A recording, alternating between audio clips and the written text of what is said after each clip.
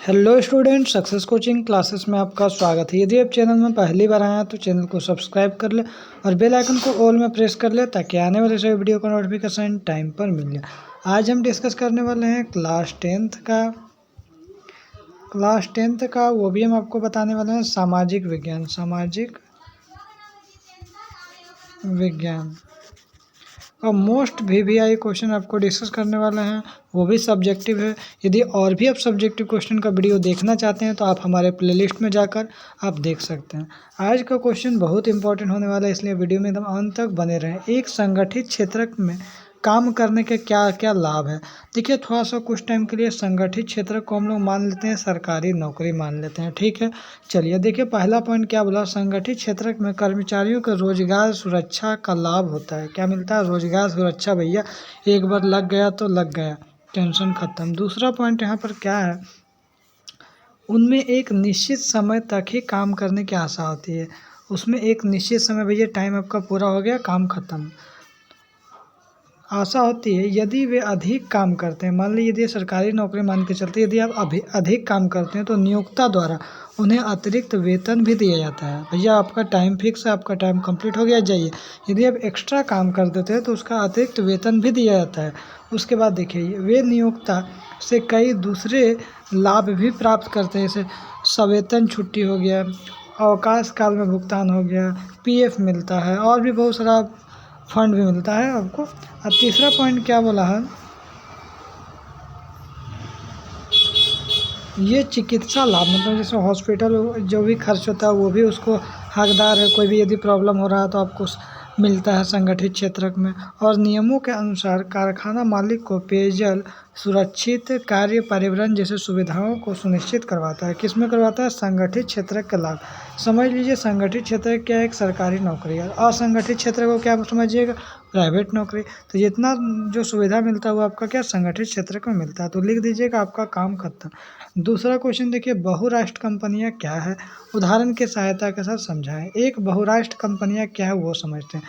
तो बहुराष्ट्र कंपनियां वह है जो एक से अधिक देशों में उत्पादन पर नियंत्रण एवं स्वामित्व रखता है। मान लीजिए भारत देश है, भारत देश में तो उसका प्रोडक्शन हो ही रहा है, वो कंट्रोल कर ही रहा है। साथ साथ अमेरिका देश हो गया, जापान हो गया, दूसरा देश में भी उसका सामान बिक रहा है वहाँ पर, इस देश का सामान, और वहाँ पर कंट्रोल भी इसका है। तो वही यहाँ पर लिखा है, एक बहुराष्ट्र कंपनी जो एक से अधिक देशों में उत्पादन, भैया एक से अधिक देशों में उत्पादन पर नियंत्रण रखता है, स्वामित्व भी रहता है।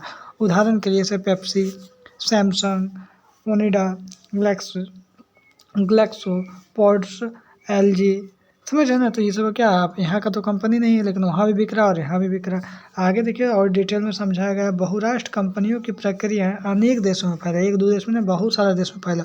उनकी मूल कंपनी एक ही देश में स्थित, मान लीजिए जैसे भारत का कोई चीज़ है तो भारत में ही उसका मूल स्थित है, तथा सहायक कंपनियां विश्व के अनेक देशों में फैली हुई है। उसका ब्रांच क्या, अलग अलग देश में फैला। उदाहरण के लिए आईटीटी औद्योगिक उपकरण बनाने वाली एक बहुराष्ट्रीय कंपनी संयुक्त राज्य अमेरिका के अनुसंधान केंद्र में अपने उत्पादों का डिजाइन करती है। कहाँ करती है? तो भैया अमेरिका में करती है, लेकिन उसके पुर्जे चीन में विनिर्मित होते हैं। कहाँ होता है? चीन में। फिर जहाज में लाद कर मैक्सिको और पूर्वी यूरोप में ले जाया जाता है और तैयार उत्पाद को विश्व भर में बेचा जाता है। इस बीच कंपनी का ग्राहक सेवा का भारत में स्थित कॉल सेंटर के माध्यम से संचालन भी किया जाता है। तो आपको समझ में आ गया होगा बहुराष्ट्र कंपनियां। आगे देखते हैं यहाँ पर क्या बोल रहा है क्वेश्चन, वैश्वीकरण से आप क्या समझते हैं, अपने शब्दों में उत्तर दीजिए। जो इम्पोर्टेंट है, वैश्वीकरण से तात्पर्य यह है कि उस प्रक्रिया से है जिसके द्वारा विभिन्न देशों के बीच, अलग अलग देशों के बीच संबंध की भावना संचार हो। क्या हो? संबंध की भावना संचार हो। वैश्वीकरण की भावना से वैश्विक आधार पर तीव्र एकीकरण का वातावरण निर्मित होता है। आगे क्या बोला देखिए, विभिन्न देशों के बीच वस्तुओं, सेवाओं, निवेश, प्रौद्योगिकी का आदान प्रदान होने से वैश्वीकरण के परिणाम स्वरूप ही संभव है। यदि आपको रिलेशन अच्छा होगा तब दूसरे देश में आप सामान भेजिएगा, मंगवाइएगा। आज संपूर्ण विश्व परस्पर काफ़ी निकटता अनुभव करता है। क्या बोल रहे हैं यहाँ पर? आज लगभग संपूर्ण विश्व में परस्पर जो काफ़ी निकटता, माने एकदम अपना ऐसा महसूस करता है। सभी देश विश्व परिवार का सदस्य के समान हो गए हैं। वैश्वीकरण द्वारा मुख्य रूप से निम्नलिखित उपलब्धियां विश्व स्तर पर परिलक्षित हुई है। पहला यहाँ क्या हो रहा है, बहुराष्ट्र कंपनियों का विकास किया जाए, प्रौद्योगिकी का विकास किया जाए और संचार तथा परिवहन के माध्यम परिवहन के साधनों का विकास किया जाए। आगे देखते हैं नेक्स्ट क्वेश्चन क्या बोल रहा है। विश्व व्यापार संगठन जिसको WTO वर्ल्ड ट्रेड ऑर्गेनाइजेशन बोलते हैं, इसका मुख्य उद्देश्य क्या है? तो क्या एक संस्था है, क्या एक संस्था है जो विभिन्न देशों के बीच, अलग अलग देशों के बीच व्यापार के नियम को उदार बनाती है। अलग अलग देशों के बीच व्यापार के जो नियम है उसको उदार बनाती है। इसे बहुपक्षीय व्यापार प्रणाली भी कहते हैं। क्या बोलते हैं? बहुपक्षीय व्यापार प्रणाली भी कहते हैं। विश्व व्यापार संगठन का मुख्य उद्देश्य जो है विश्व को बढ़ावा देना है, इंक्रीज करवाना है। तो आपको ऑब्जेक्टिव में पूछेगा इसकी स्थापना कब हुआ, तो याद रखिएगा 1 जनवरी 1995 को हुई है। 1947 से लेकर 1994 तक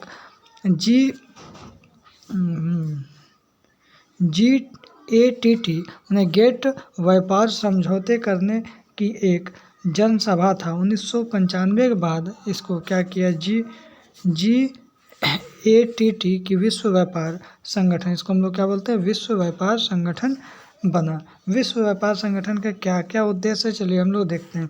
पहला उद्देश्य बोल रहा है, इसका मुख्य उद्देश्य है विश्व के देशों के अंतर्राष्ट्रीय व्यापार को इस प्रकार संचालित करना है कि उसमें समानता हो, खुलापन हो और बिना किसी भेदभाव के हो। दूसरा पॉइंट क्या बोला है, विश्व व्यापार संगठन व्यापार के झगड़ों को निपटाता है। तीसरा क्या बोल रहा है, विश्व व्यापार संगठन विकसित तथा अल्प विकसित देशों को प्रशिक्षण देकर तकनीकी सहायता प्रदान करता है या कुछ नियम और शर्तें बनाती है। इसे सभी सदस्य का अपनाना जरूरी भी है।